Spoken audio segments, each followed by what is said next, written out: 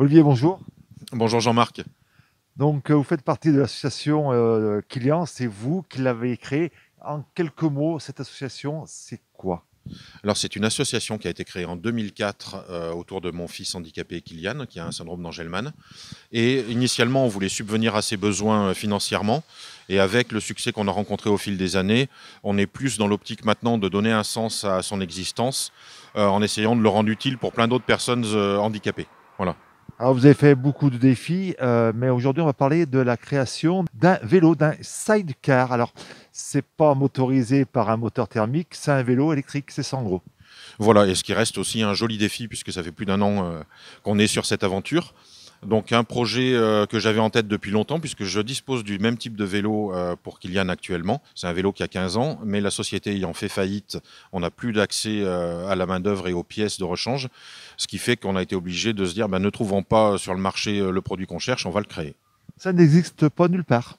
En tout cas, j'ai pas réussi à le trouver. Donc là, il a fallu imaginer le vélo, imaginer le side, comment ça s'est passé, la phase de conception.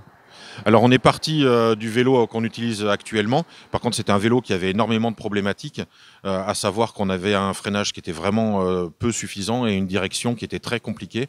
Donc on essaye, grâce à des rencontres finalement, de pallier à tous ces besoins.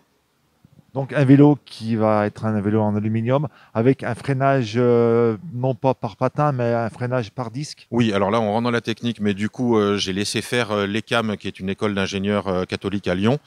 Je les ai laissés me prendre en charge toutes les contraintes techniques. Donc je crois qu'on est sur des freins à disque avec une histoire de piston derrière, des tubes alu 3 mm pour qu'on puisse avoir et la rigidité et la souplesse nécessaires.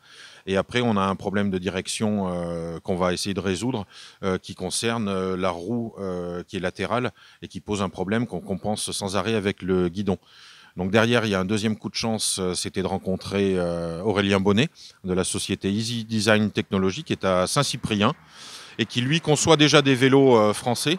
Donc je reste sur une fabrication française et lui va, à partir du document de l'ECAM, faire tout ce qui est nécessaire pour qu'on ait un vélo qui soit utilisable. Et qui est fabriqué dans la région. Alors, on veut au maximum un produit français. Alors, je crois que le métal, on l'a pas trouvé en France et qu'on est parti quand même sur de l'européen. Et puis ensuite, le dernier problème qu'on a rencontré, c'était de financer ce vélo, puisque c'est quand même en prototype assez onéreux. Et c'est là qu'intervient la caisse d'épargne Loire-Drôme-Ardèche, qui nous a versé 8 000 euros. Et ça m'a permis de passer à la conception bien plus tôt que je ne l'aurais espéré. La livraison de ce vélo, c'est prévu au mois de mars. Voilà, donc vous voyez que derrière moi actuellement on rénove des locaux qui vont être logiquement, j'espère, terminés en mars. Et l'idée c'est de créer un événement pour la sortie des deux produits, à la fois la mise à disposition de notre bâtiment et la sortie du prototype de ce Véloside.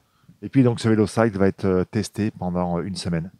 Voilà, pendant une semaine, je vais donc monter sur le centre médico-social Saint-Jean-de-Dieu au Croisic, puisque j'ai un accord avec la direction et les encadrants sportifs pour justement essayer de promener un maximum d'enfants handicapés et de résoudre du coup les dernières contraintes qui poseront problème avant de sortir un produit qui soit totalement sécure.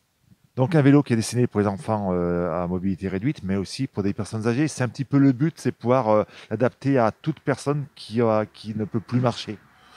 Voilà, et moi je trouvais qu'avec le vélo qu'utilise actuellement Kylian, mais qui est devenu trop vieux, le fait d'avoir une position du passager qui est en latéral, ça permet d'avoir un contact humain et physique qui est beaucoup plus important que s'il est placé devant ou derrière, ce qui fait qu'on a estimé que ça pouvait s'adresser aussi à un public de personnes âgées, par exemple en EHPAD, pour leur proposer finalement des sorties d'un type qu'ils n'ont pas forcément tous les jours. Et comme à les sidecar qu'on voit, qu'on peut croiser sur les routes, un système de protection en cas de mauvais temps. Alors non, ça c'était vraiment trop compliqué en termes et de poids déjà, et puis surtout après il faut pouvoir déplacer ce vélo et donc le rentrer dans un fourgon, ce qui fait qu'on est resté sur des dimensions de 1,80 m et je crois qu'on est à 90 cm de large, donc il fallait en hauteur on pouvait pas techniquement.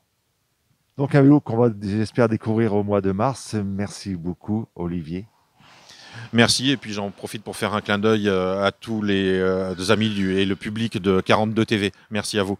Merci.